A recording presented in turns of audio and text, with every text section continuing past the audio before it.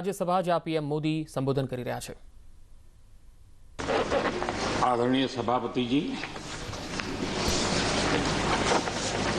पूरा विश्व अनेक चुनौतियों से जूझ रहा है। शायद ही किसी ने सोचा होगा कि मानव जात को ऐसे कठिन दौर से गुजरना पड़ेगा। ऐसी चुनौतियों के बीच इस दशक के प्रारंभ में ही हमारे आदरणीय राष्ट्रपति जी ने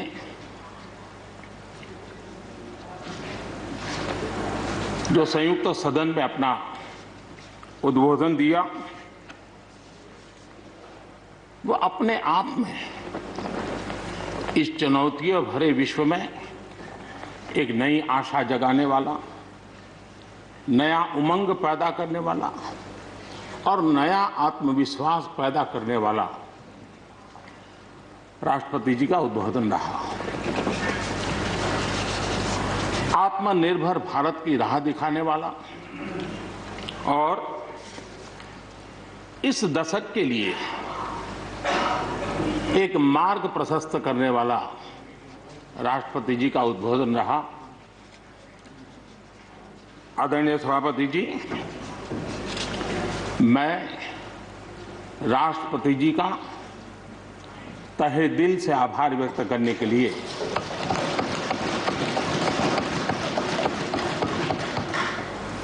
आज आप सबके बीच खड़ा हूं।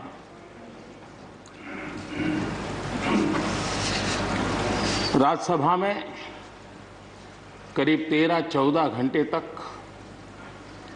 50 से अधिक मान्य सदस्यों ने अपने विचार रखे, बहुमूल्य विचार रखे, अनेक पहलुओं पर विचार रखे और इसलिए मैं सभी आदरणीय सदस्यों का हृदयपूर्वक आभार भी व्यक्त करता हूं इस चर्चा को समृद्ध बनाने के लिए। अच्छा होता कि राष्ट्रपति जी का भाषण सुनने के लिए भी सब होते तो लोकतंत्र की गरिमा और बढ़ जाती और हम सबको कभी गीला शिकवा न रहता कि हमने राष्ट्रपति जी का भाषण सुना नहीं था। लेकिन राष्ट्रपति जी के भाषण की ताकत इतनी थी कि न सुनने के बावजूद भी बहुत कुछ बोल पाए। ये अपने आप में उस भाषण की ताकत थी, उन विचारों की ताकत थी, उन आदर्शों की ताकत थी कि जिसके कारण न सुनने के बाद भी बात पहुंच गई और इसलिए मैं समझता हूं इस भाषण का मूल्य अनेक गुना है। आदरणीय सभापति जी, जैसे मैंने कहा, अनेक चुनौतियों के बीच राष्ट्रपति जी का इस दशक का प्रथम भाषण हुआ, लेकिन ये भी सही है कि जरा पूरे विश्व पटल की तरफ देखते हैं, भारत के युवा मन को देखते हैं, तो ऐसा लगता है कि आज भारत सच्चे अर्थ में एक अवसरों की भूमि है। अनेक अवसर हमारा इंतजार कर रहे हैं और इसलिए जो देश युवा हो, जो देश उत्साह से भरा हुआ हो, जो देश अनेक सपनों को लेकर के संकल्प के साथ सिद्धि को प्राप्त करने के लिए प्रयासरत हो, वो देश इन अवसरों को कभी जाने नहीं दे सकता। हम सब के लिए ये भी एक अवसर है कि हम आजादी के 75 वर्ष में प्रवेश कर रहे हैं। ये अपने आप में एक प्रेरक अवसर है। हम जहां भी हो, जिस रूप में हो, मां भारती के संतान के रूप में इस आजादी के 75वें पर्व को हमने प्रेरणा का पर्व बनाना चाहिए। देश को आने वाले वर्षों के लिए तैयार करने के लिए कुछ न कुछ कर गुजरने का होना चाहिए और 2047 में देश जब आजादी की शताब्दी मनाए तब हम देश को कहां तक ले जाएंगे। इन सपनों को बार बार हमने लेते रहना चाहिए। आज पूरे विश्व की नजर भारत पर है।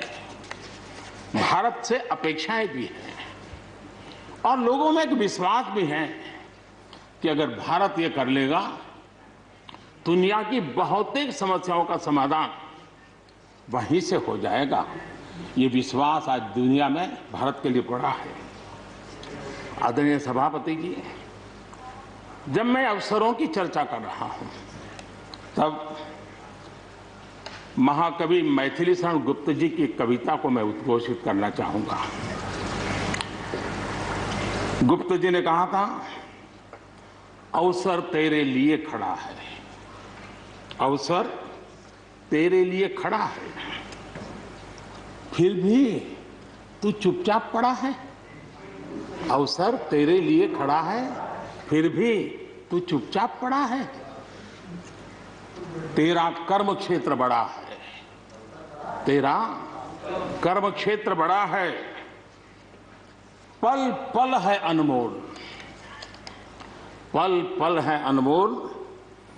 अरे भारत उठ, अरे भारत उठ, आंखें खोल।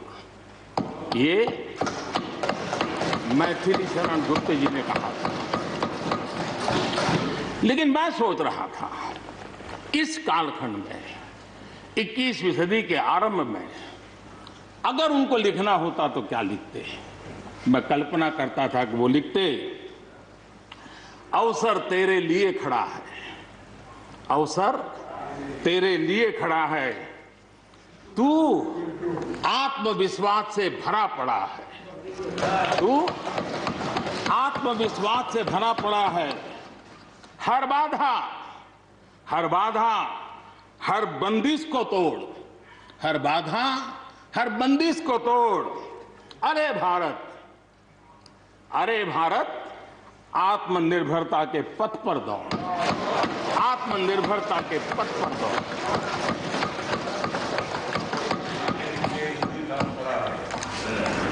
आदरणीय सभापति जी, कोरोना के दौरान किस प्रकार की वैश्विक परिस्थितियां बनी,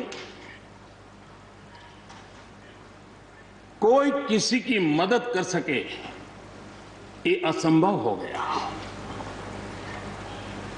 एक देश दूसरे देश को मदद न कर सके,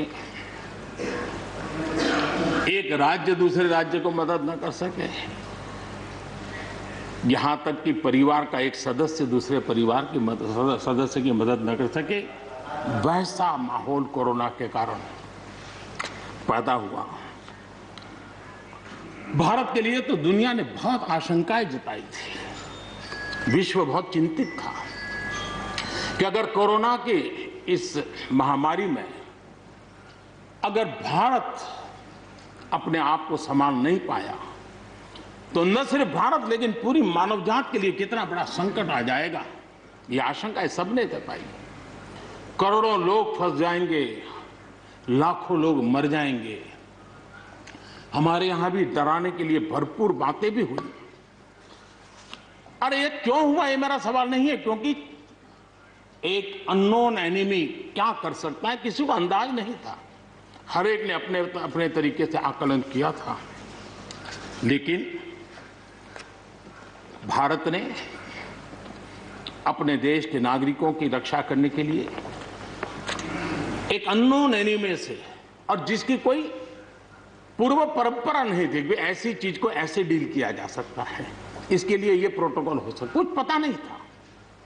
एक नए तरीके से, नए सोच के साथ हर किसी को चलना था। हो सकता है कुछ विद्वान सामर्थ्यवान लोग, उनको कुछ और विचार हो सकता है, लेकिन था ये कि एक अननोन एनिमी था और हमें रास्ते भी खोजने थे, रास्ते बनाने भी थे और लोगों को बचाना भी था। उस समय जो भी ईश्वर ने बुद्धि, शक्ति, सामर्थ्य दिया, इस देश ने उसको करते हुए देश को बचाने में भरसक काम किया है। और आज दुनिया इस बात का गर्व कर रही है कि इस वाकई भारत ने दुनिया की मानव जाति की रक्षा करने में बहुत बड़ी अहम भूमिका निभाई।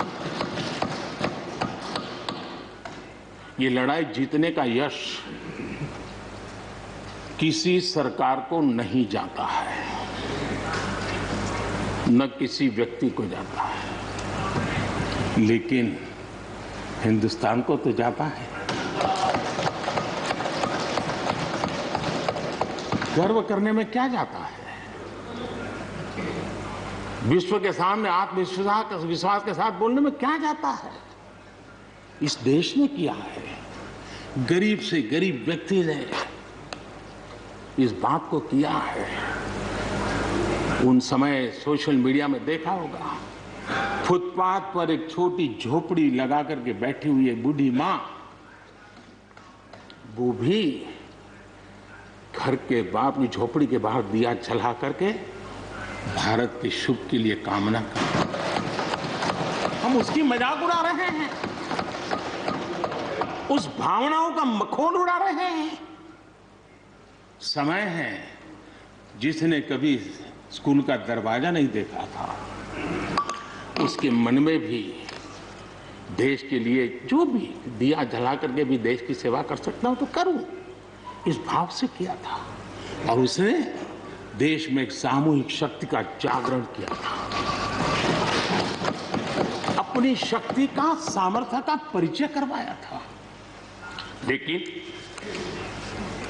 उसकी भी मजाक उड़ाने में मजा आ रहा है। विरोध करने के लिए कितने मुद्दे हैं जी, और करना भी चाहिए, लेकिन ऐसी बातों में न उलझे जो देश के मनोबल को तोड़ते हैं, जो देश के सामर्थ्य को नीचा आंकते हैं। इससे कभी लाभ नहीं होता है।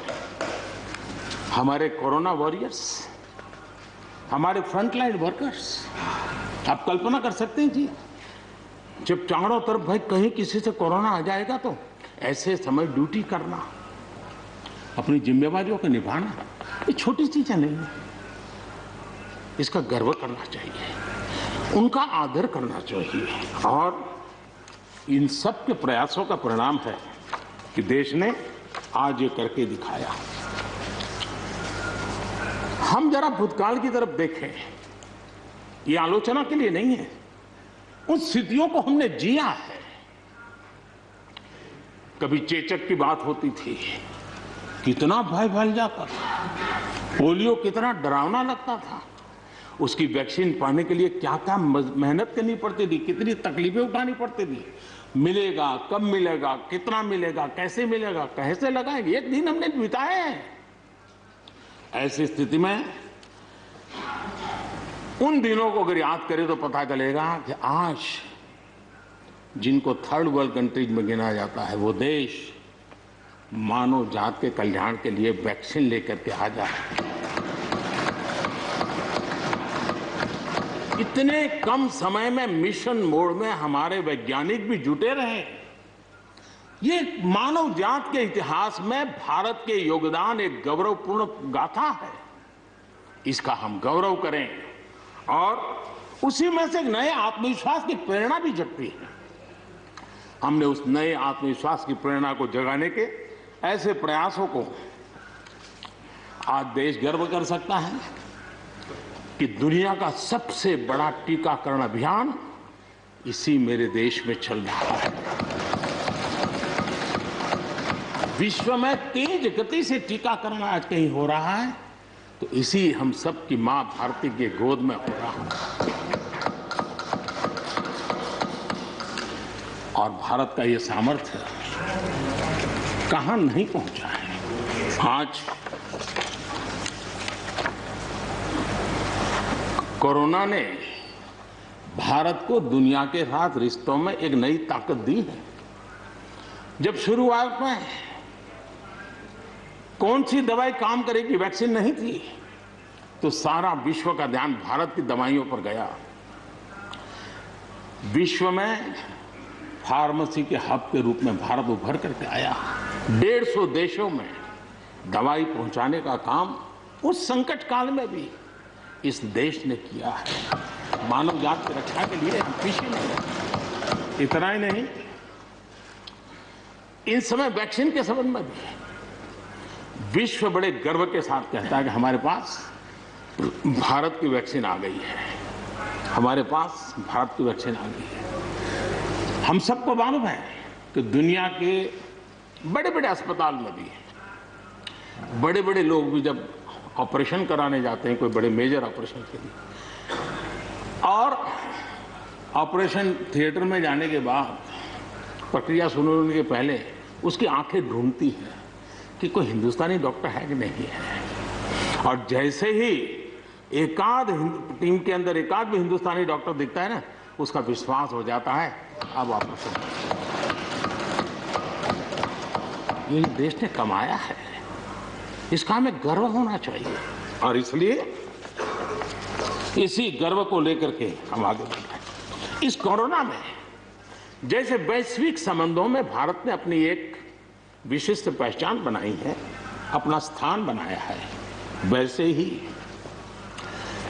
भारत ने हमारे फेडरल स्ट्रक्चर को इस कोरोना के कालखंड में हमारी अंतर्भूत ताकत क्या है, संकट के समय हम कैसे मिलकर के काम कर सकते हैं, एक ही दिशा में सब शक्तियां लगा करके हम कैसे प्रयास कर सकते हैं, ये केंद्र और राज्य ने मिलकर के करके दिखाया है। मैं राज्यों को भी, क्योंकि इस सदन में राज्यों की अपनी फ्लेवर होती है, और इसलिए इस सदन में तो मैं विशेष रूप से राज्यों का भी अभिनंदन करता हूं, और कोऑपरेटिव फेडरलिज्म को ताकत देने का काम, इस कोरोना के संकट को अवसर में पलटने का काम हमारे सभी ने किया है, इसलिए सब कोई अभिनंदन के अधिकारी हैं। यहां पर लोकतंत्र को लेकर के काफी उपदेश दिए गए, बहुत कुछ कहा गया और लेकिन मैं नहीं मानता हूं कि जो बातें बताई गई हैं देश का कोई भी नागरिक इस पर भरोसा करेगा। भारत का लोकतंत्र ऐसा नहीं है कि जिसकी खाल हम इस प्रकार से उधेड़ सकते हैं। ऐसी गलती हम न करें। और मैं श्रीमान डेरेक जी की बात सुन रहा था, बढ़िया बढ़िया शब्दों का प्रयोग हो रहा था, फ्रीडम ऑफ स्पीच,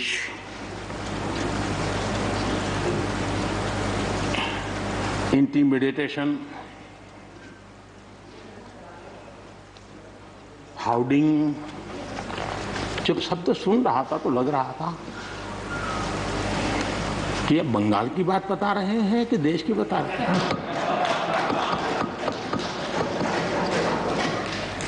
स्वाभाविक है, 24 घंटे वही देखते हैं, वही सुनते हैं, तो वही बात शायद गलती से यहाँ बता दी होगी।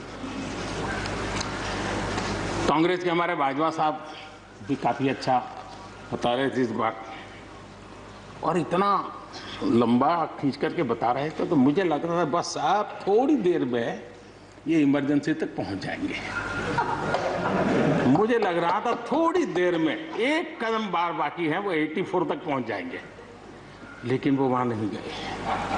खैर, कांग्रेस देश को बहुत निराश करती है, आपने भी निराश कर दिया।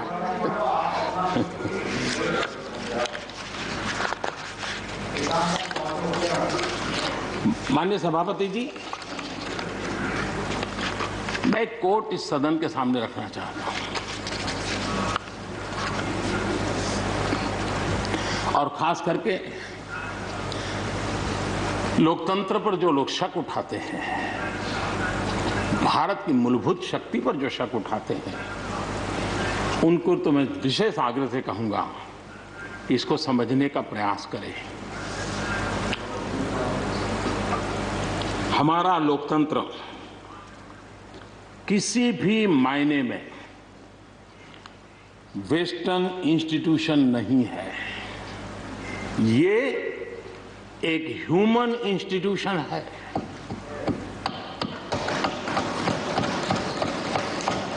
भारत का इतिहास लोकतांत्रिक संस्थानों के उदाहरणों से भरा पड़ा है। प्राचीन भारत में 81 गणतंत्रों का वर्णन हमें मिलता है। आज देशवासियों को भारत के राष्ट्रवाद पर चौतरफा हो रहे हमले से आगाह करना जरूरी है। भारत का राष्ट्रवाद ना तो संकीर्ण है, न स्वार्थी है और ना ही आक्रामक है। ये सत्यम शिवम सुंदरम के मूल्यों से प्रेरित है। अनकोट। आदरणीय सभापति जी, ये कोटेशन आजाद हिंद फौज की प्रथम सरकार के प्रथम प्रधानमंत्री नेताजी सुभाष चंद्र बोस।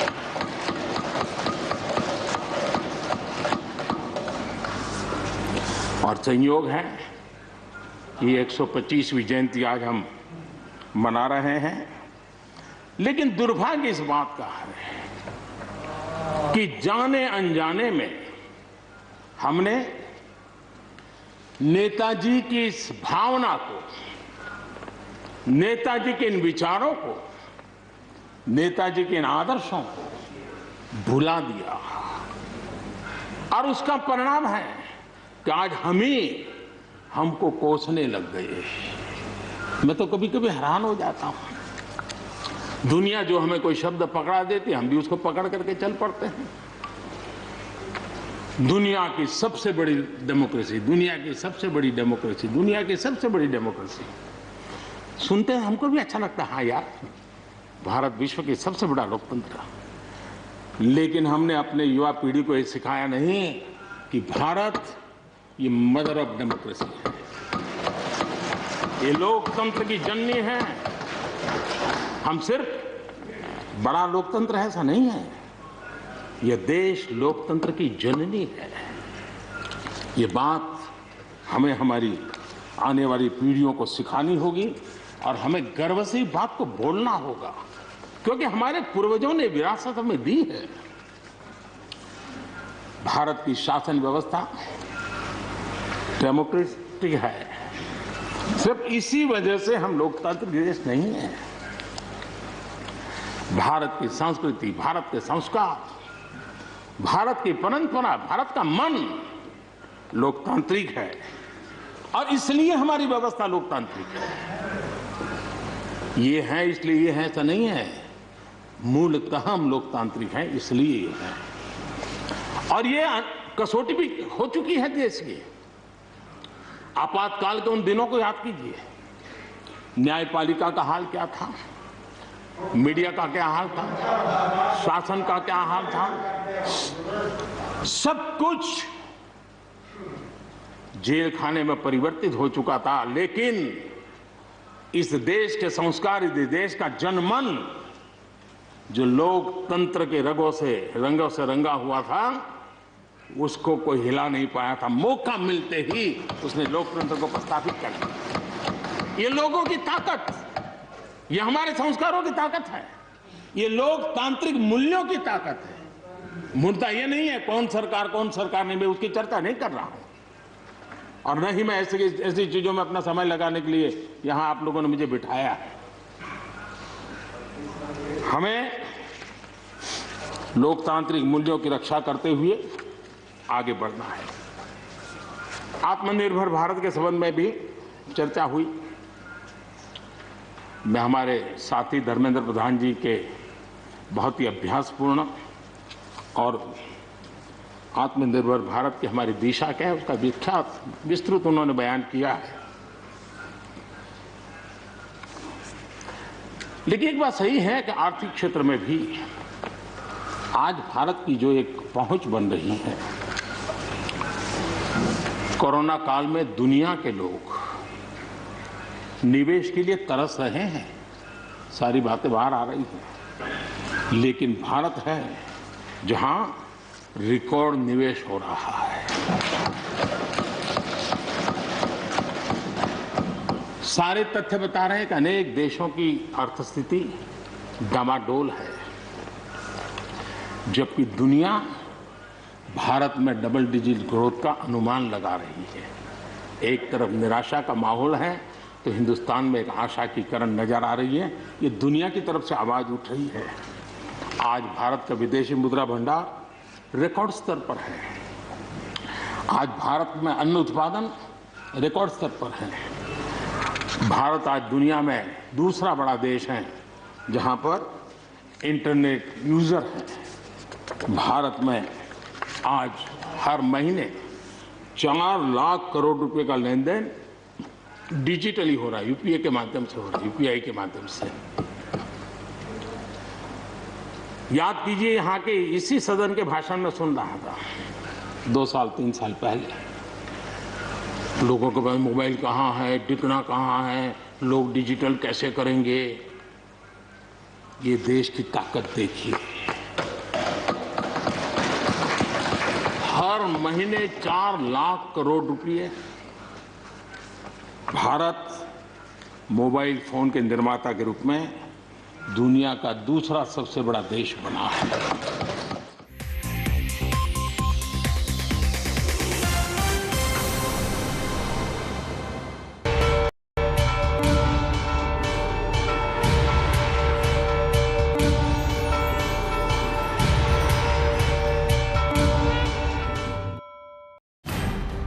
अपेक्षाओं पर खरा ना उतरो तो विकल्प नजर आवे।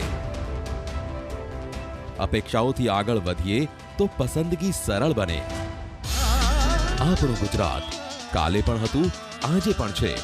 ગુજરાતીઓના દિલની પસંદ દરરોજ સાંજે 6:56 કલાક।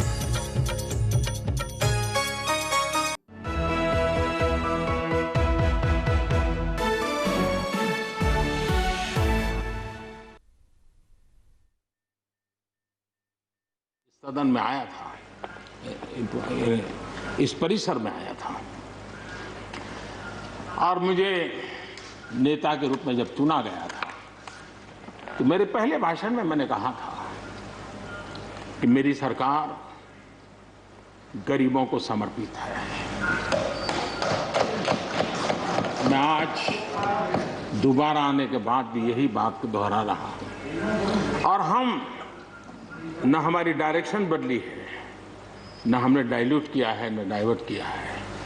उसी मिजाज के साथ हम काम कर रहे हैं क्योंकि इस देश में आगे बढ़ने के लिए हमें गरीबी से मुक्त होना ही होगा। हमें प्रयासों को जोड़ते ही जाना होगा। पहले के प्रयास हुए होंगे तो उसमें और जोड़ना ही पड़ेगा। हम रुक नहीं सकते। जितना कर लिया बहुत है, नहीं रुक सकते। हमें और करना ही होगा। आज मुझे खुशी है कि जो मूलभूत आवश्यकता है ईज ऑफ लिविंग के लिए और जिसमें से आत्मविश्वास पैदा होता है और एक बार गरीब के मन में आत्मविश्वास भर गया, गरीब खुद गरीबी को चुनौती देने की ताकत के साथ खड़ा हो जाएगा। गरीब किसी का मदद के मोहताज नहीं रहेगा। तो मेरा अनुभव है और इसलिए मैं कहता हूं मुझे खुशी है 10 करोड़ से ज्यादा शौचालय बने हैं। 41 करोड़ से ज्यादा लोगों के बैंक खाते खुले हैं। 2 करोड़ से अधिक गरीबों के घर बने हैं। 8 करोड़ से अधिक मुफ्त गैस के कनेक्शन दिए गए। 5 लाख रुपए तक मुफ्त इलाज गरीब की जिंदगी में एक बहुत बड़ी ताकत बनकर के ऐसी अनेक योजनाएं जो गरीबों के जीवन में बदलाव ला रही हैं, नया विश्वास पैदा कर रही हैं। आदरणीय सभापति जी, चुनौतियां हैं। अगर चुनौतियां न होती ऐसा कहीं कुछ नजर नहीं आएगा। दुनिया का समृद्ध में समृद्ध देश, उसको भी चुनौतियां होती हैं। उसकी चुनौती अलग प्रकार की होगी, हमारी चुनौती अलग प्रकार की है। लेकिन तय हमें यह करना है कि हम समस्या का हिस्सा बनना चाहते हैं कि हम समाधान का हिस्सा बनना चाहते हैं। बस ये पतली सी रेखा है। अगर हम समस्या का हिस्सा बने तो राजनीति तो चल जाएगी, लेकिन अगर हम समाधान का माध्यम बनते हैं तो राष्ट्र नीति को 4 चांद लग जाते हैं। और इसलिए हमारा दायित्व है, हमें वर्तमान पीढ़ी के लिए भी सोचना है, हमें भावी पीढ़ी के लिए भी सोचना है। समस्या है, लेकिन मुझे विश्वास है हम साथ मिलकर काम करेंगे, आत्मविश्वास से काम करेंगे तो हम स्थितियों को भी बदलेंगे और हम इच्छित परिणाम भी प्राप्त कर सकेंगे। ये मेरा पक्का विश्वास है। आदरणीय सभापति जी, सदन में किसान आंदोलन की भरपूर चर्चा हुई है। ज्यादा से ज्यादा समय जो बातें बताई गई वो आंदोलन के संबंध में बताई गई। किस बात को लेकर के आंदोलन है उस पर सब मौन रहे। आंदोलन कैसा है, आंदोलन के साथ क्या हो रहा है, ये सारी बातें बहुत बताई गई, उसका भी महत्व है। लेकिन जो मूलभूत बात है, अच्छा होता कि उसकी विस्तार से चर्चा होती। वैसे हमारे माननीय कृषि मंत्री जी ने बहुत ही अच्छे ढंग से कुछ सवाल भी पूछे हैं। उन सवालों के जवाब तो नहीं मिलेंगे, मुझे खातरी है, लेकिन उन्होंने बहुत ही अच्छे ढंग से इस विषय की इस सदन में चर्चा की है। मैं आदरणीय देवेगौड़ा जी का बहुत आभारी हूं कि उन्होंने इस पूरी चर्चा को एक गांधीर्य दिया और उन्होंने सरकार के जो अच्छे प्रयास है उसकी सराहना भी की, क्योंकि वो किसानों के लिए समर्पित रहे हैं जीवन भर, और उन्होंने इस सरकार के प्रयासों की सराहना भी की और उन्होंने अच्छे सुझाव भी दिए। मैं आदरणीय देवेगौड़ा जी का हृदय से आभार व्यक्त करता हूं। आदरणीय सभापति जी, खेती की मूलभूत समस्या क्या है, उसकी जड़ें कहां है, मैं आज पूर्व प्रधानमंत्री चौधरी चरण सिंह जी ने जो विस्तार से वो बताया था उसी का जिक्र करना चाहता हूं। बहुत लोग हैं जो चौधरी साहब की विरासत संभालने का गर्व करते हैं, वो जरूर इस बात को समझने का शायद प्रयास करेंगे। वो अक्सर 1970-71 जो एग्रीकल्चर सेंसस हुआ था उसका जिक्र उनकी भाषण में हमेशा आता था और उल्लेख करते थे। चौधरी चरण सिंह जी ने क्या कहा था, उनका कोट है, किसानों का सेंसस लिया गया तो 33% किसान ऐसे हैं जिनके पास जमीन 2 बीघे से कम है, 2 बीघे नहीं है, 2 बीघे तक है, 2 बीघे से कम। 18% जो किसान कहलाते हैं उनके पास 2 बीघे से 4 बीघे जमीन है, यानी आधा हेक्टर से 1 हेक्टर, ये 51% किसान है। ये चाहे कितनी मेहनत करे अपनी छोटी सी जमीन पर इनकी गुजर ईमानदारी से उसमें हो नहीं सकती। ये चौधरी चरण सिंह जी का कोट है। छोटे किसानों की दयनीय स्थिति चौधरी चरण सिंह जी के लिए बहुत ही हमेशा पीड़ा देती थी, वो हमेशा उसकी चिंता करते थे। अब हम आगे देखें, ऐसे किसान जिनके पास 1 हेक्टर से भी कम जमीन होती है, 1971 में वे 51% थे, आज 68% हो चुके हैं। यानी देश में ऐसे किसानों की संख्या बढ़ रही है जिनके पास बहुत थोड़ी सी जमीन है। आज लघु और सीमांत किसानों की मिलाएं तो 86% ज्यादा किसान के पास 2 हेक्टर से भी कम जमीन है, और ऐसे किसानों की संख्या 12 करोड़ है। क्या इन 12 करोड़ किसानों के प्रति हमारी कोई जिम्मेवारी नहीं है? क्या देश की कोई जिम्मेवारी नहीं है? क्या हमने कभी हमारी योजनाओं के केंद्र में इन 12 करोड़ किसानों को रखना पड़ेगा कि नहीं रखना पड़ेगा? ये सवाल का जवाब चौधरी चरण सिंह जी हमारे लिए छोड़ करके गए हैं, हमें जवाब को ढूंढना होगा। हमें चौधरी चरण सिंह जी को सच्ची श्रद्धांजलि देने के लिए भी इस काम के लिए जिसको जो सूझे, जिसको मौका मिले, सबने करना होगा, तब जाकर के हम कर सकते हैं।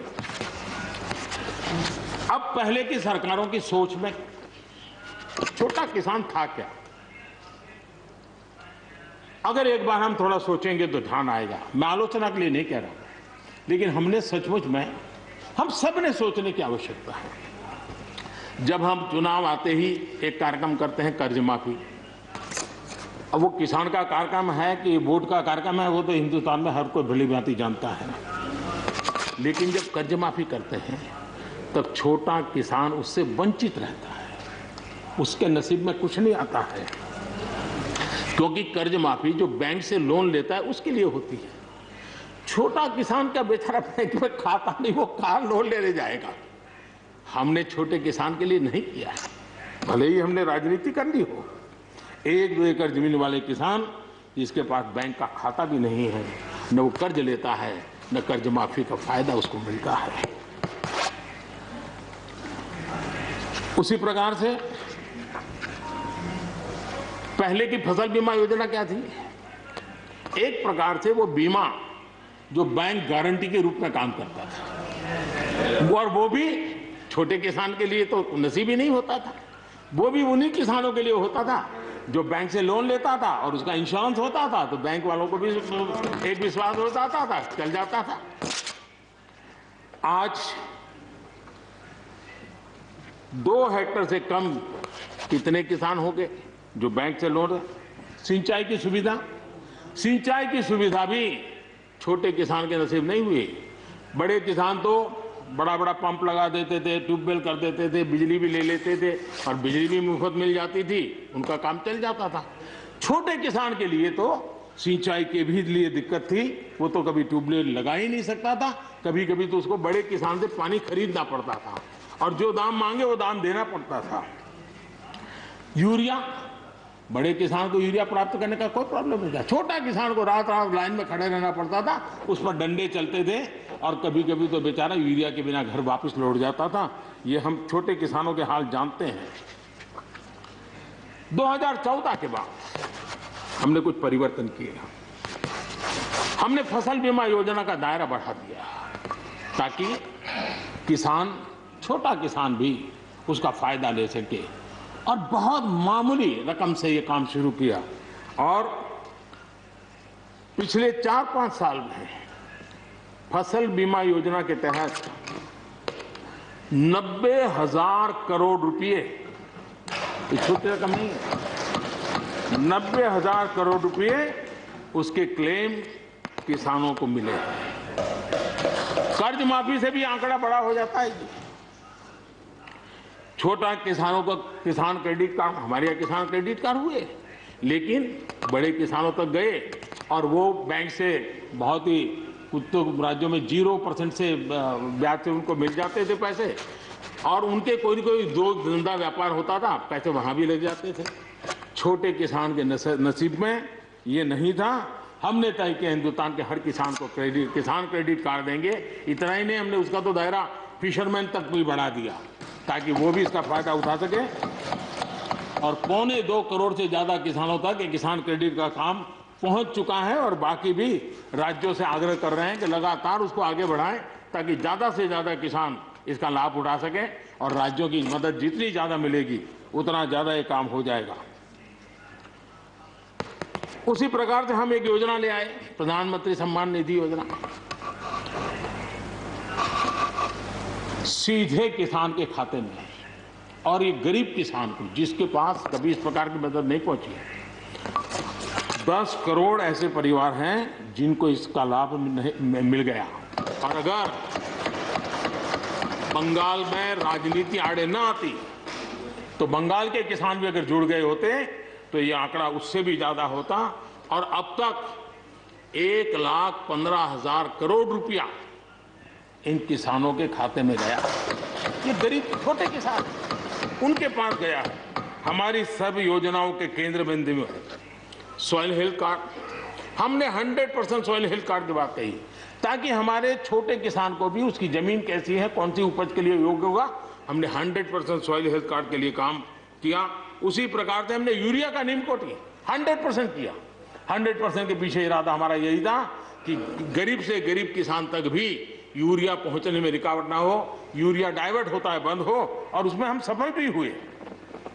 छोटे और सीमांत किसानों के लिए हमने पहली बार पेंशन की सुविधा की योजना लेकर के आए, और मैं देख रहा हूं कि धीरे धीरे हमारे छोटे किसान भी आ रहे हैं। उसी प्रकार से प्रधानमंत्री ग्राम सड़क योजना, प्रधानमंत्री ग्राम सड़क योजना ये सिर्फ एक रोड नहीं है, ये किसानों की गांव की जिंदगी को बदलने का एक बहुत बड़े यश रेखा होती है, और इसलिए हमने उस पर भी बल दिया। पहली बार हमने किसान रेल की कल्पना की। छोटा किसान का माल बिकता नहीं था, आज किसान रेल के कारण गांव का किसान रेलवे के माध्यम से मुंबई के बाजार तक अपना माल बेचने लगा, फल सब्जी बेचने लगा है, उसका लाभ ले रहा है, छोटे किसान को फायदा हो रहा है। किसान उड़ान के द्वारा हवाई जहाज से, अब जैसे हमारे नॉर्थ ईस्ट इतनी बढ़िया बढ़िया चीजें, लेकिन ट्रांसपोर्टेशन सिस्टम के अभाव में वहां का किसान हमारा बेनिफिट नहीं ले पाता था, आज उसको किसान उड़ान योजना का लाभ मिल रहा है। छोटे किसानों की परेशानियों से हर कोई परिचित है। समय समय पर उनके सशक्तिकरण की मांग भी उठी है। हमारे आदरणीय Sharad Pawar ji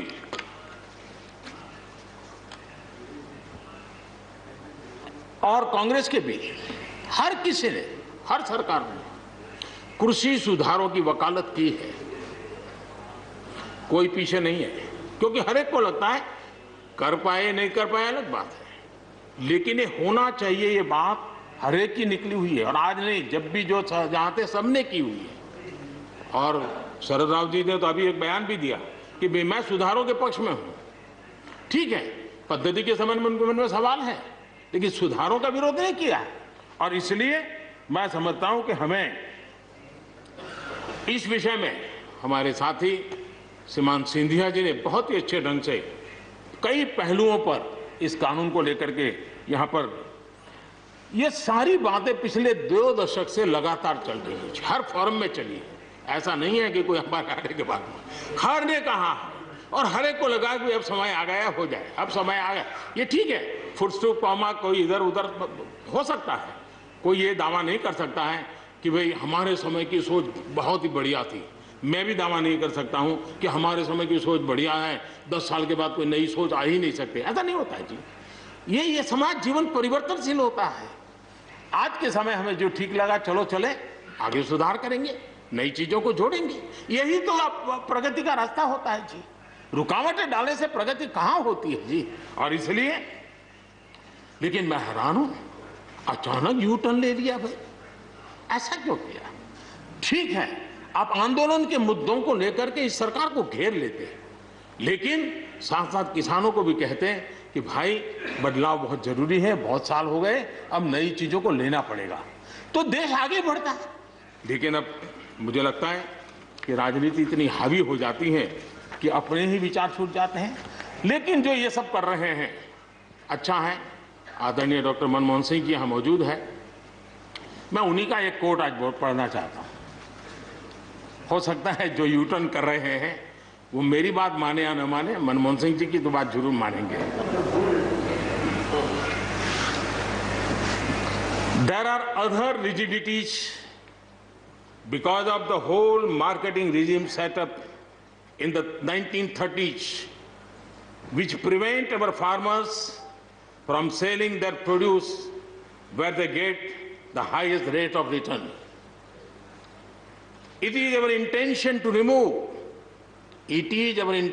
remove all those handicaps which come in the way of India realizing its vast potential as one large common market. ये आदरणीय मनमोहन सिंह जी का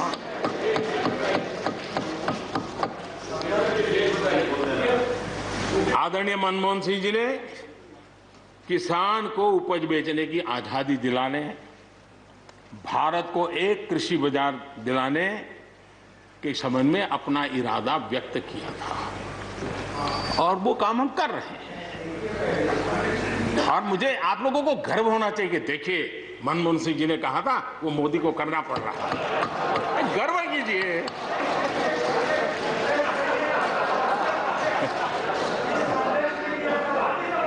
प्लीज प्लीज। और मजा ये है कि जो लोग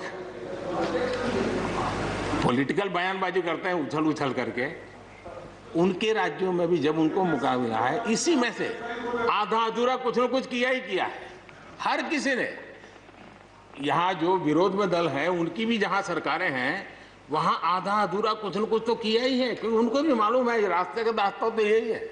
और मैंने देखा इस चर्चा में लॉ का जो स्पिरिट है उस पर किसी की चर्चा नहीं हुई है। शिकायत दिया गया तरीका ठीक नहीं था, जल्दी कर दिया, इसको नहीं पूछा, ये रहता है। वो तो परिवार में शादी होती है तो भी फूफी नाराज होकर के कहती है मुझे कहाँ बुलाया। वो तो रहता है, इतना बड़ा बड़ा परिवार है तो रहता ही है।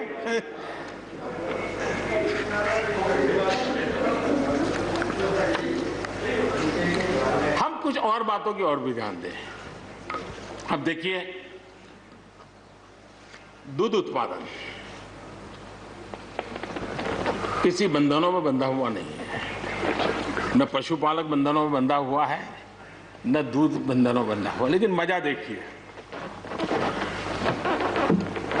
दूध के क्षेत्र में या तो प्राइवेट या कोऑपरेटिव, दोनों ने एक ऐसी बड़ी मजबूत चेन बनाई है, दोनों मिलकर के इस काम को कर रहे हैं और एक बेहतरीन सप्लाई चेन हमारे देश में बनी है। इसको हमने जो अच्छा है उसको, और ये मेरे काल में नहीं बना है, आप भी इसका गर्व कर सकते हैं, मेरे काल से पहले बना हुआ है, हमें गर्व करना चाहिए।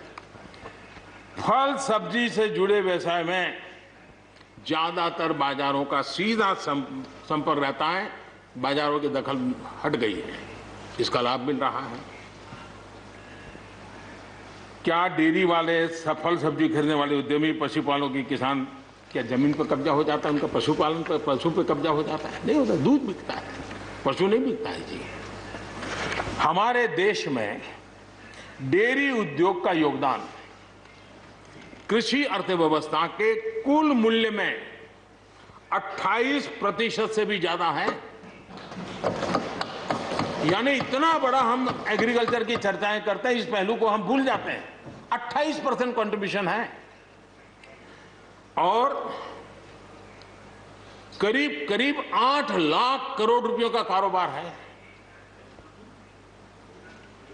जितने रुपये का दूध होता है उसका मूल्य अनाज और दाल दोनों मिला ले तो उससे ज्यादा है। हम कभी इस तरफ देखते ही नहीं है।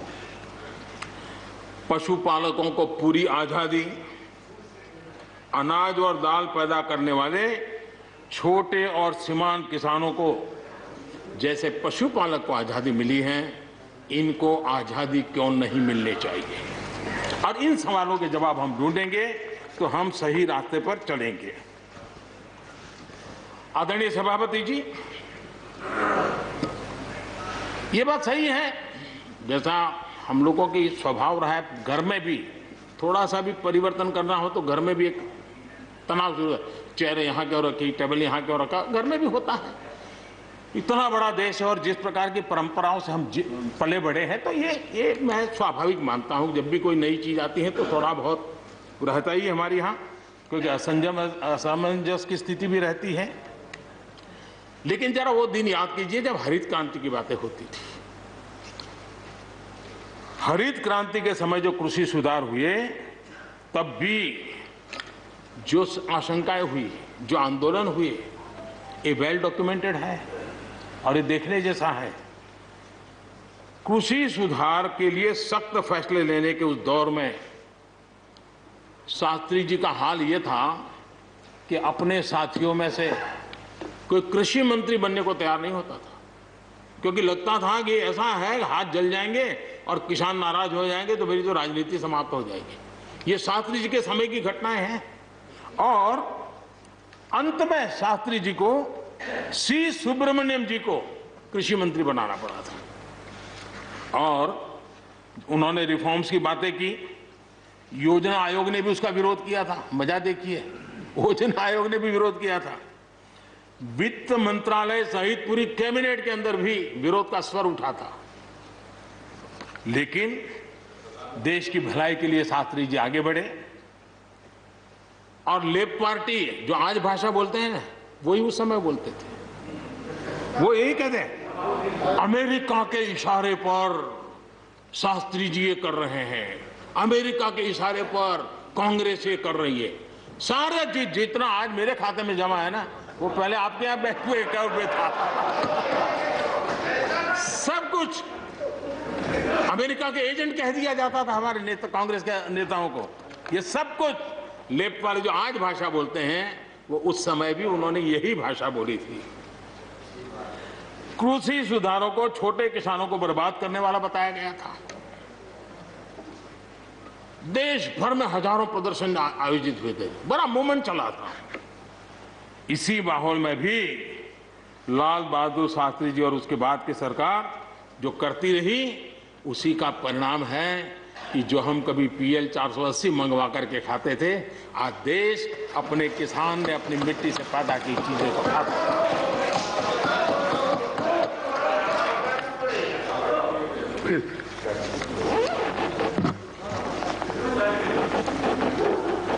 रिकॉर्ड उत्पादन के बावजूद भी हमारे कृषि क्षेत्र में समस्याएं हैं। कोई ये तो मना नहीं कर सकता है समस्याएं नहीं है, लेकिन समस्याओं का समाधान हम सबको मिलकर के करना होगा। और मैं मानता हूं कि अब समय ज्यादा इंतजार नहीं करेगा। हमारे राम गोपाल जी ने बहुत ही अच्छी बात कही कि उन्होंने कहा कि कोरोना लॉकडाउन में भी हमारे किसानों ने रिकॉर्ड उत्पादन किया। सरकार ने भी बीज, खाद, सारी चीजें कोरोना काल में भी पहुंचाने में कोई कमी नहीं होने दी, कोई संकट नहीं आने दिया। और उसका सामूहिक परिणाम मिला कि देश के पास यह भंडार भरा रहा। उपज की रिकॉर्ड खरीदी भी इस कोरोना काल में ही हुई। तो मैं समझता हूं कि हमने नए नए उपाय खोज करके आगे बढ़ना होगा। और जैसा मैंने कहा, कोई भी हम कई कानून है, हर कानून में 2 साल 5 साल के बाद, कभी 2 महीने 2-3 महीने के बाद सुधार करते ही करते हैं। हम कोई स्टैटिक अवस्था में जीने वाले लोग थोड़े हैं जी। जब अच्छे सुझाव आते हैं तो अच्छे सुधार भी आते हैं। और सरकार भी अच्छे सुझावों को, और सिर्फ हमारी नहीं, हर सरकार ने अच्छे सुझावों को स्वीकार किया। यही तो लोकतंत्र की परंपरा है। और इसलिए अच्छा करने के लिए अच्छे सुझावों के साथ, अच्छे सुधारों की तैयारी के साथ हम सबको आगे बढ़ना चाहिए। मैं आप सबको निमंत्रण देता हूं, आइए हम देश को आगे ले जाने के लिए, कृषि क्षेत्र की समस्याओं का समाधान करने के लिए आंदोलनकारियों को समझाते हुए हमने देश को आगे ले जाना होगा। हो सकता है कि शायद आज नहीं तो कल जो भी यहाँ होगा, किसी न किसी को ये काम करना ही पड़ेगा। आज मैंने किया है, गालियां मेरे खाते में जाने दो, लेकिन इस अच्छा करने में आप जुड़ जाओ। बुरा हो मेरे खाते में, अच्छा हो आपके खाते में, आओ मिलकर के चले।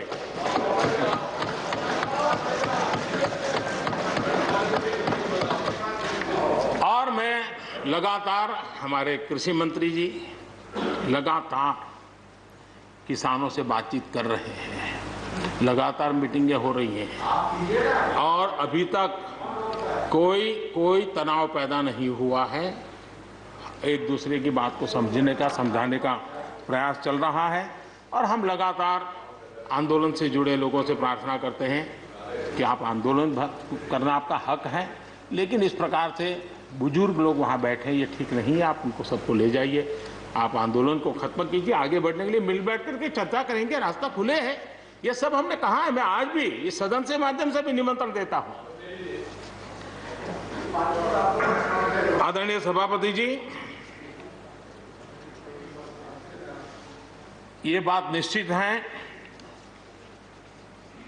हमारी खेती को खुशहाल बनाने के लिए फैसले लेने का ये समय है। इस समय को हमने गंवा नहीं देना चाहिए। हमें आगे बढ़ना चाहिए, देश को पीछे नहीं ले जाना चाहिए। पक्ष हो, विपक्ष हो, आंदोलनरत साथी हो, इन सुधारों को हमने मौका देना चाहिए और एक बार देखना चाहिए कि इस परिवर्तन से हमें लाभ होता है कि नहीं होता है। कोई कमी हो तो उसको ठीक करेंगे और कहीं ढिलाई है तो उसको कसेंगे। ऐसा तो है नहीं कि सब दरवाजे बंद कर दिए बस। और इसलिए मैं कहता हूं, मैं विश्वास दिलाता हूं कि मंडियां अधिक आधुनिक बने, अधिक प्रतिस्पर्धी होगी। इस बार बजट में भी उसके लिए हमने प्रावधान किया है। इतना ही नहीं, एमएसपी है, एमएसपी था, एमएसपी रहेगा। इस सदन की पवित्रता समझे हम। जिन 80 करोड़ से अधिक लोगों को सस्ते में राशन दिया जाता है वो भी कंटिन्यू रहेगा। इसलिए मेहरबानी करके भ्रम फैलाने के काम में हम न जुड़े, क्योंकि हमको देश ने एक विशिष्ट जिम्मेवारी दी है। किसानों की आय बढ़ाने के जो दूसरे उपाय हैं उन पर भी हमें बल देने की जरूरत है। आबादी बढ़ रही है, परिवार के अंदर सदस्यों की संख्या बढ़ रही है, जमीन के टुकड़े छोटे होते जा रहे हैं। ऐसी स्थिति में हमें कुछ न कुछ ऐसा करना ही होगा ताकि किसानी पर बोझ कम हो और हमारे किसान के परिवार के लोग भी रोजी रोटी कमाने के लिए उनके लिए हम और अवसर उपलब्ध करा सकें। इनकी तकलीफों को दूर करने के लिए हमने काम करना होगा। और मैं मानता हूं कि हम अगर देर कर देंगे, हम अगर अपने ही राजनीतिक समीकरणों में फंसे रहेंगे तो हम किसानों को अंधकार की तरफ धकेल देंगे। कृपा करके हमें उज्जवल किसानों के उज्जवल भविष्य के लिए इससे बचना चाहिए। मैं सबसे प्रार्थना करता हूं, हमें इस बात की चिंता करनी होगी।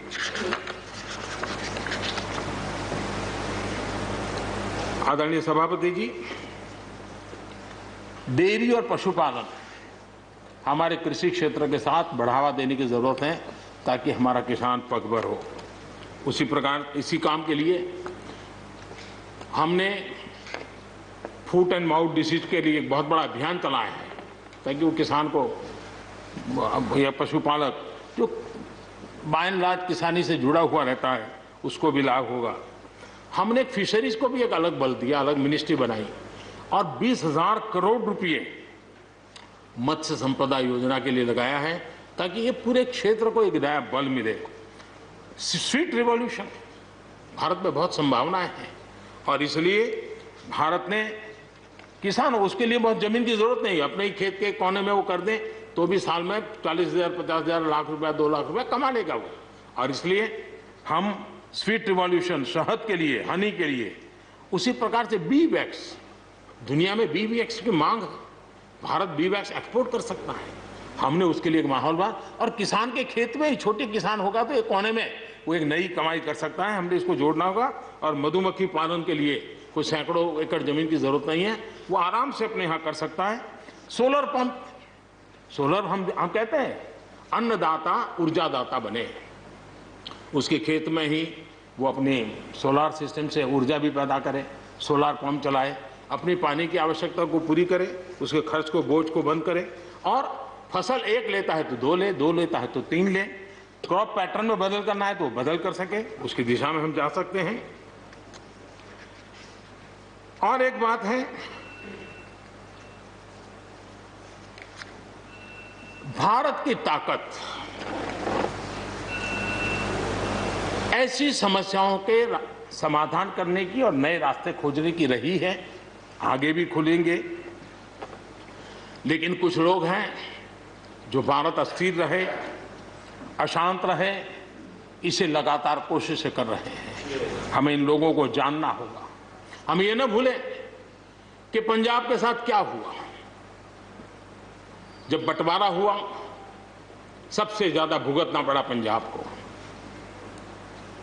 जब 84 के दंगे हुए सबसे ज्यादा आंसू बहे पंजाब के, सबसे ज्यादा दर्दनाक घटनाओं का शिकार होना पड़ा पंजाब को। जो जम्मू कश्मीर में हुआ, निर्दोषों को मौत के घाट उतार दिया गया। जो नॉर्थ ईस्ट में होता रहा, आए दिन बम बंदूक और गोलियों का कारोबार चलता रहा। ये सारी चीजों ने देश को किसी न किसी रूप में बहुत नुकसान किया है। इसके पीछे कौन ताकतें हैं, हर समय हर सरकारों ने इसको देखा है, जाना है, परखा है, और इसलिए हमें उस जज्बे से इन सारी समस्याओं के समाधान के लिए हम तेजी से आगे बढ़े। और हम ये न भूलें कि कुछ लोग हमारे खास करके पंजाब के, खास करके सिख भाइयों के दिमाग में गलत चीजें भरने में लगे हैं। ये देश हर सिख के लिए गर्व करता है। देश के लिए क्या कुछ नहीं किया इन्होंने, उनका जितना हम आदर करें उतना कम है। गुरुओं की महान परंपरा को, और मेरा भाग्य रहा है मुझे पंजाब की रोटी खाने का अवसर मिला है। मैं जिंदगी में बहुत महत्वपूर्ण वर्ष पंजाब में बिताए हैं, इसलिए मुझे मालूम है। और इसलिए जो भाषा उनके लिए कुछ लोग बोलते हैं, उनको गुमराह करने के जो लोग प्रयास करते हैं, इससे कभी देश का भला नहीं होगा। और इसलिए हमें इन दिशा में चिंता करने की आवश्यकता है। आदरणीय सभापति महोदय, हम लोग कुछ शब्दों से बड़े परिचित हैं। श्रमजीवी, बुद्धिजीवी, ये सारे शब्दों से परिचित हैं। लेकिन मैं देख रहा हूं कि पिछले कुछ समय से इस देश में एक नई जमात पैदा हुई है, एक नई बिरादरी सामने आई है, और वो है आंदोलनजीवी। ये जमात आप देखोगे, वकीलों का आंदोलन है वो न वहां नजर आएंगे, स्टूडेंट का आंदोलन है वो वहां नजर आएंगे, मजदूर का आंदोलन है वो वहां नजर आएंगे, कभी पर्दे के पीछे कभी पर्दे के आगे।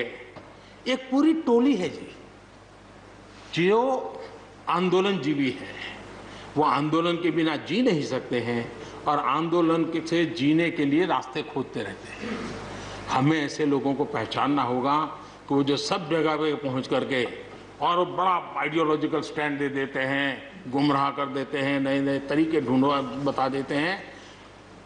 देश आंदोलनजीवी लोगों से बचे, इसके लिए हम सबको, और ये उनकी ताकत है। उनका क्या है, खुद खड़ा नहीं कर सकते चीजें, किसी की चल रही तो जाके बैठ जाते हैं, वो अपना जो जितने दिन चले चल जाता है उनका।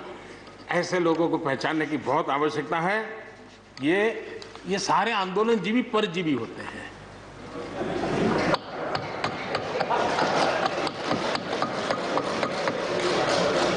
और यहां पर सब लोगों को मेरी बात से आनंद इसलिए होगा कि आप जहां जहां सरकारें चलाते होंगे, आपको भी ऐसे परजीवी आंदोलनजीवियों का अनुभव होता होगा। और इसलिए उसी प्रकार से एक नया मैं चीज देख रहा हूं, देश प्रगति कर रहा है, हम एफडीआई की बात कर रहे हैं, फॉरेन डायरेक्ट इन्वेस्टमेंट, लेकिन मैं देख रहा हूं इन दिनों एक नया एफडीआई मैदान में आया है। ये नए एफडीआई से देश को बचाना है जी। एफडीआई चाहिए, फॉरेन डायरेक्ट इन्वेस्टमेंट, लेकिन ये जो नया एफडीआई नजर का आ रहा है, ये नए एफडीआई से जरूर बचना होगा। और ये नया एफडीआई है foreign destructive ideology, foreign destructive ideology. और इसलिए इस एफडीआई से देश को बचाने के लिए हमने और जागरूक रहने की जरूरत है। आदरणीय सभापति जी, हमारे देश के विकास के लिए ग्रामीण अर्थव्यवस्था, इसका अपना एक मूल्य है। ग्रामीण अर्थव्यवस्था हमारे आत्मनिर्भर भारत का एक अहम स्तंभ है। आत्मनिर्भर भारत ये किसी सरकार का कार्यक्रम नहीं हो सकता है और होना भी नहीं चाहिए। ये 130 करोड़ देशवासियों के संकल्प होने चाहिए। हमें गर्व होना चाहिए और इसमें कोई दुविधा नहीं होनी चाहिए। और महात्मा गांधी जैसे महापुरुषों ने हमें यही रास्ता दिखाया था। अगर हम वहां से थोड़े हट गए हैं तो वापस उस पटरी पर आने की जरूरत है और आत्मनिर्भर भारत के रास्ते पर हमको बढ़ना ही होगा। गांव और शहर की खाई को अगर हमें पाटना है तो उसके लिए भी हमें आत्मनिर्भर भारत की ओर बढ़ना ही होगा। और मुझे विश्वास है कि हम उन बातों को लेकर के जब आगे बढ़ रहे हैं तो हमारे देश के सामान्य मानवी का विश्वास बढ़े। जैसे अभी प्रश्नोत्तर काल के अंदर जल जीवन मिशन की चर्चा हो रही थी। इतने कम समय में 3 करोड़ परिवारों तक घर में पीने का पानी पहुंचाने का नल कनेक्शन देने का काम हो चुका है। आत्मनिर्भरता तभी संभव जब अर्थव्यवस्था में सभी की भागीदारी हो। हमारी सोनल बहन ने अपने भाषण में बहनों बेटियों की भागीदारी पर फोकस करने की उन्होंने विस्तार से चर्चा की। कोरोना काल में चाहे राशन हो, आर्थिक मदद हो या मुफ्त गैस सिलेंडर, सरकार ने हर तरह से एक प्रकार से हमारी माताओं बहनों को असुविधा ना हो इसकी पूरी चिंता करने का प्रयास किया है। और उन्होंने एक शक्ति बनकर के चीजों को संभालने में मदद भी की है। जिस तरह इस मुश्किल परिस्थिति में हमारे देश की नारी शक्ति ने बड़े धैर्य के साथ परिवार को संभाला, परिस्थितियों को संभाला है। कोरोना के इस लड़ाई में हर परिवार की मातृशक्ति की बहुत बड़ी भूमिका रही है और उनका मैं जितना धन्यवाद करूं उतना कम। बहनों बेटियों का हौसला और मैं समझता हूं कि आत्मनिर्भर भारत में अहम भूमिका हमारी माताएं बहनें निभाएगी, मुझे पूरे विश्वास है। आज युद्ध क्षेत्र में भी हमारी बेटियों की भागीदारी बढ़ रही है। नए जो लेबर कोड बनाए हैं उसमें भी बेटियों के लिए हर सेक्टर में काम करने के लिए समान वेतन का हक दिया गया है। मुद्रा योजना से 70% जो लोन ली गई है वो हमारी बहनों के द्वारा ली गई है। यानी एक प्रकार से एडिशन करीब 7 करोड़ महिलाओं की सहभागिता से 60 लाख से ज्यादा सेल्फ हेल्प ग्रुप आज आत्मनिर्भर भारत के प्रयासों को एक नई ताकत दे रहे हैं। भारत की युवा शक्ति पर हम जितना जोर लगाएंगे, हम जितने अवसर उनको देंगे, मैं समझता हूं कि वो हमारे देश के लिए, भविष्य के लिए, उज्जवल भविष्य के लिए एक मजबूत नींव बनेंगे। जो राष्ट्रीय एजुकेशन पॉलिसी आई है उस राष्ट्रीय एजुकेशन पॉलिसी में भी हमारी युवा पीढ़ी के लिए नए अवसर देने का प्रयास हुआ है। और मुझे खुशी है कि एक लंबा अरसे समय गया एजुकेशन पॉलिसी पर चर्चा में, लेकिन उसकी स्वीकृति जिस प्रकार से देश में हुई है एक नया विश्वास पैदा किया है। और मुझे विश्वास है कि नई एजुकेशन पॉलिसी, नई राष्ट्रीय शिक्षा नीति हमारे देश के लिए एक नए तरीके से पढ़ने का विचार दिखा आगे। हमारा एमएसएमई सेक्टर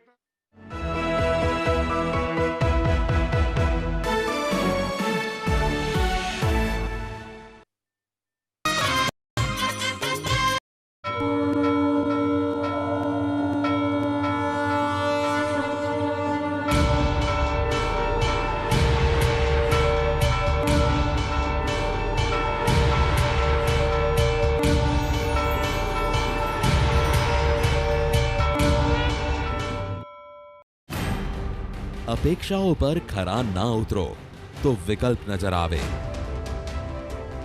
अपेक्षाओथी आगळ वधीए तो पसंदगी सरल बने। આપણું ગુજરાત કાલે પણ હતું, આજે પણ છે। ગુજરાતીઓના દિલની પસંદ દરરોજ સાંજે 6:56 કલાક।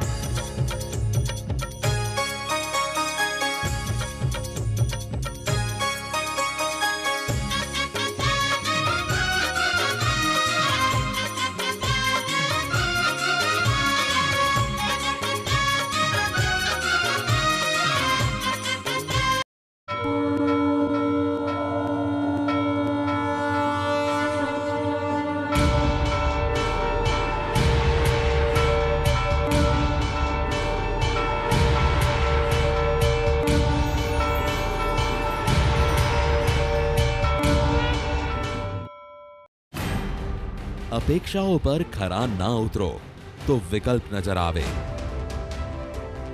अपेक्षाओथी आगळ वधीए तो पसंदगी सरल बने। આપણું ગુજરાત કાલે પણ હતું, આજે પણ છે. ગુજરાતીઓના દિલની પસંદ. દરરોજ સાંજે 6:56 કલાક.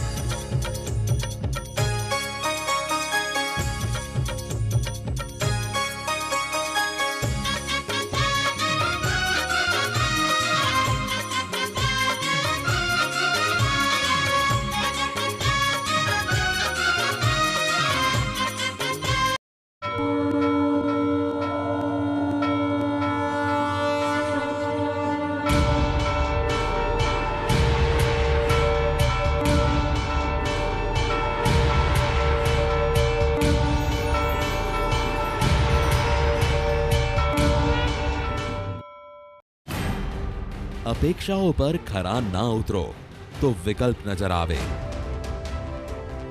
અપેક્ષાઓથી આગળ વધીએ તો પસંદગી સરળ બને. આપણું ગુજરાત કાલે પણ હતું, આજે પણ છે. ગુજરાતીઓના દિલની પસંદ.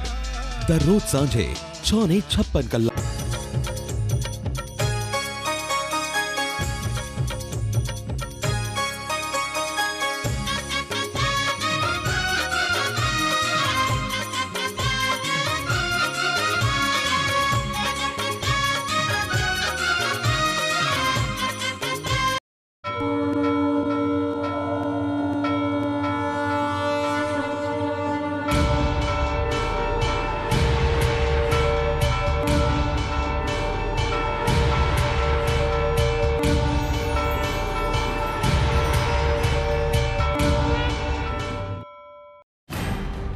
અપેક્ષાઓ પર ખરા ના ઉતરો તો વિકલ્પ નજર આવે. અપેક્ષાઓથી આગળ વધીએ તો પસંદગી સરળ બને. આપણું ગુજરાત કાલે પણ હતું, આજે પણ છે. ગુજરાતીઓના દિલની પસંદ. દરરોજ સાંજે 6:56 કલાક.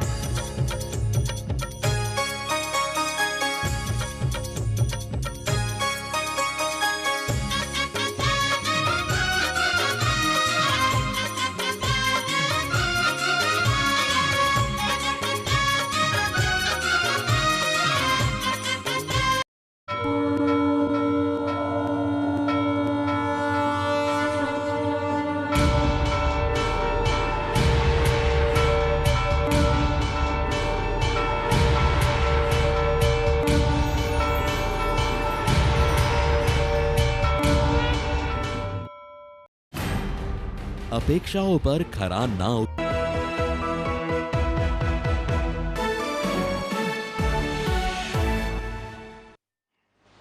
अयुतम में चक्षुः अयुतम श्रोत्रम अयुतो अहम अयुतो में आत्मा अयुतम में चक्षुः अयुतम श्रोत्रम.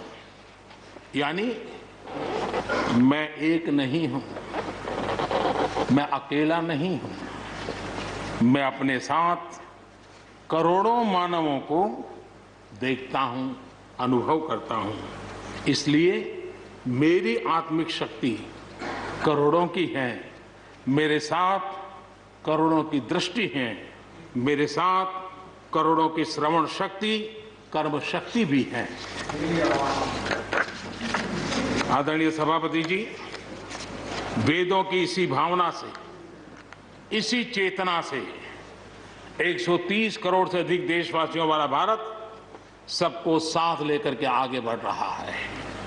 आज 130 करोड़ देशवासियों के सपने आज हिंदुस्तान के सपने हैं. आज 130 करोड़ देशवासियों की आकांक्षाएं इस देश की आकांक्षाएं हैं. आज 130 करोड़ देशवासियों का भविष्य भारत के उज्जवल भविष्य की गारंटी है. और इसलिए आज जब देश नीतियां बना रहा है, प्रयास कर रहा है, तो वो केवल तत्कालीन हानि लाभ के लिए नहीं, लेकिन एक लंबे दूरगामी और 2047 में देश जब आजादी का शतक मनाएगा, तब देश को नई ऊंचाइयों पर ले जाने के सपनों को लेकर के नींव रखी जा रही है. और मुझे विश्वास है कि इस काम को हम पूरा करने में अवश्य सफल होंगे. मैं फिर एक बार आदरणीय राष्ट्रपति जी के उद्बोधन के लिए मैं उनका आदरपूर्वक धन्यवाद करते हुए, उनका अभिनंदन करते हुए, सदन में भी जिस तरह चर्चा हुई, और मैं सच बताता हूं, चर्चा का स्तर भी अच्छा था, वातावरण भी अच्छा था। ये ठीक है कि इससे कितने लाभ होते हैं, मुझ पर भी कितना हमला हुआ, हर प्रकार से जो भी कहा जा सकता है कहा, लेकिन मुझे बहुत आनंद हुआ कि मैं कम से कम आपके काम तो आया। देखिए, आपके मन में एक तो कोरोना के कारण ज्यादा जाना आना होता नहीं होगा, फंसे रहते होंगे और घर में भी खिचड़ी चलती होगी। अब इतना गुस्सा यहां निकाल दिया तो आपका मन कितना हल्का हो गया, आप घर के अंदर कितनी खुशी चैन से समय बिताते होंगे। तो ये आनंद जो आपको मिला है, इसके लिए मैं काम आया, ये भी मैं अपना सौभाग्य मानता हूं और मैं चाहूंगा ये आनंद लगातार लेते रहिए, चर्चा करते रहिए, लगातार चर्चा करते रहिए, सदन को जीवंत बनाते रखिए। मोदी है, मौका लीजिए। बहुत बहुत धन्यवाद। धन्यवाद प्रधानमंत्री जी। I shall now put the amendments which have been moved to vote. Amendment number 11 to 18 by Tiruchi Siva. Amendment number 11 to 18 by Tiruchi Siva. Are you withdrawing the amendments? Or The Prime Minister, sir, to have concern on his citizens. should I For put them to protesting for vote? more No, than no 2.5 speech. months. No speech is allowed now. You know that. Are you withdrawing the amendment? તો રાજ્યસભામાં વડાપ્રધાન નરેન્દ્ર મોદીએ પોતાનું સંબોધન જે આપ્યું, speech જે આપી છે, તેમાં કૃષિ કાયદા પર ખાસ તેમણે જણાવ્યું છે। આ સાથે સાથે વિપક્ષ પર પ્રહાર કર્યા છે, કટાક્ષ કર્યા છે અને કોરોના સમયમાં જે દેશે આત્મનિર્ભરતા બતાવી છે તેને લઈને પણ તેમણે વાતચીત કરી છે અને ભારત જે છે તે દુનિયા સમક્ષ ઉભરી આવ્યું છે અને દુનિયાનો ભારત પ્રત્યેનો જે ભરોસો છે તે વધ્યો છે તેમ પણ જણાવ્યું। આ સાથે સાથે મનમોહન સિંહના નામ સાથે તેમણે કટાક્ષ પણ કરી છે અને અત્યાર સુધી સરકાર તરફથી જે કાર્યો રહ્યા છે તેને લઈને પણ તેમણે પોતાની સિદ્ધિઓ જે છે, સરકારની જે સિદ્ધિઓ છે તે વર્ણવી છે। તો તે સમયે કેબિનેટ પણ વિરોધ કર્યો હતો તેવું એક ઉદાહરણ તેમણે આપ્યું હતું। કૃષિ ક્ષેત્રમાં જે સમસ્યાઓ છે તેને લઈને તેમણે રજૂઆત કરી છે।